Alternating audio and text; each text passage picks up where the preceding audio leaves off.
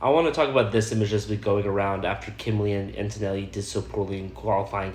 I think Toto Wolff actually did a brilliant chess move, and I want to explain why. So the tweet goes, when you realize you can't replace a seven-time world champion with a 17-year-old, the idea being obviously that Toto Wolff made a terrible decision by not giving Lewis Hamilton what he wants, and that he was scorned by Lewis Hamilton going to Ferrari. So this all comes down to, if you look at the breakdown of the contract negotiations, the big sticking points were that Lewis Hamilton wanted a multi-year deal, like a 4, 5, 6-year deal, and he also wanted an ambassadorship role as well, where he got a 10-year ambassadorship role with Mercedes, basically being like an icon of the team, yada, yada, yada, getting paid to promote the team. And then also there's some, arguments about how much money that he wanted, but like Toto could have probably paid whatever he wanted.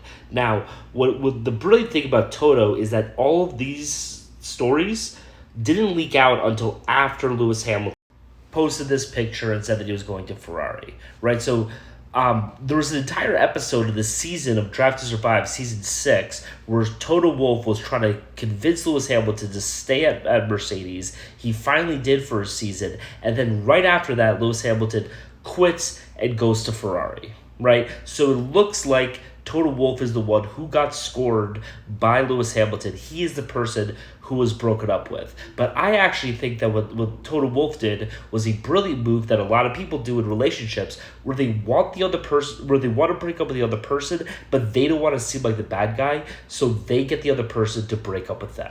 And if you look at the numbers, it's pretty clear, right? So this is 2024. George Russell finished above Lewis Hamilton. This is 2023. Lewis Hamilton did finish above George Russell, but really not by much. If you actually look at the points, you'll see that Lewis Hamilton got 234, George Russell got 175. Yes, that seems like a big difference, but between a 7-time world champion, somebody who thinks that he should be an 8-time world champion, and somebody who just got to Mercedes, that's not really a big point difference.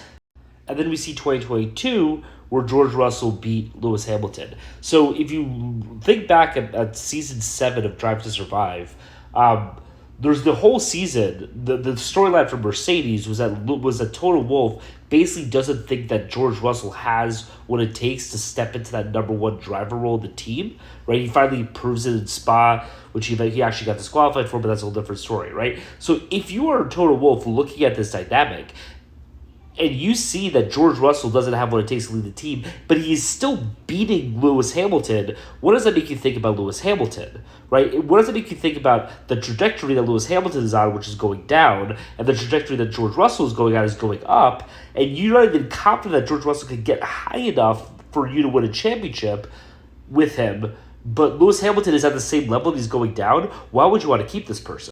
And this makes even more sense if you look at someone like Sebastian Vettel, who right after he left Infinity Red Bull Racing, he went from going fifth, but then he went third, fourth, second, fifth. Right, Sebastian Vettel was never the same person after he left Red Bull Racing. And then you even have the great Michael Schumacher, who first, and then if you look down over here, this is him when he was at Mercedes.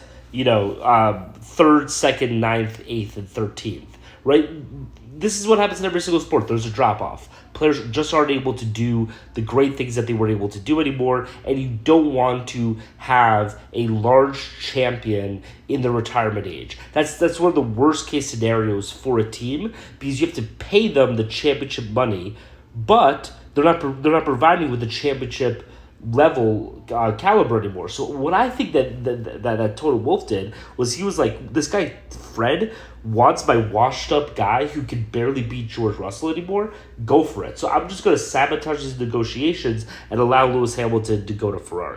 Now, is Kimi Antonelli going to work out for Toto Wolff? Who knows, right? But we know that that Lewis Hamilton wasn't going to win another championship in Mercedes, and George Russell probably isn't going to be that guy. So he needs to take some type of gamble, right? If you look at the past, 20 years, right, there have only been a handful of Formula One champions, right? So nobody knows who's going to be the next Max Verstappen, who's going to be the next Lewis Hamilton, who's going to be the next Michael Schumacher, who's going to be, and Sebastian Vettel who's going to be able to get all these championships.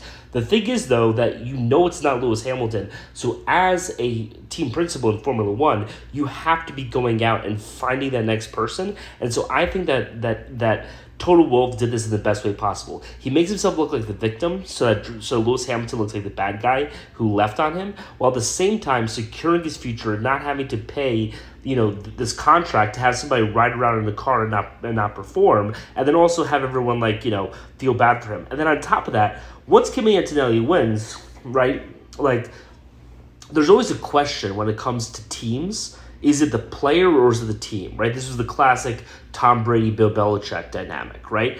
There is that same question with Mercedes, right? Was it Lewis Hamilton? And you even see it be snippy about this in some episodes of Drive to Survive, where they're like, it's car performance. It's like, well, I also drove a great lap, right? There is that question. Was it Mercedes or was it Lewis Hamilton, right? And if Toto Wolff can win a championship with Kimi Antonelli and make Kimi Antonelli a 3-4-time champion, then the answer is clear, that it was clearly Mercedes that put out this insane car. And if Lewis Hamilton wasn't there, then they would have won 8 world championships with Nico Rosberg and Valtteri Bottas, right? So again, brilliant move. Hats off to Toto.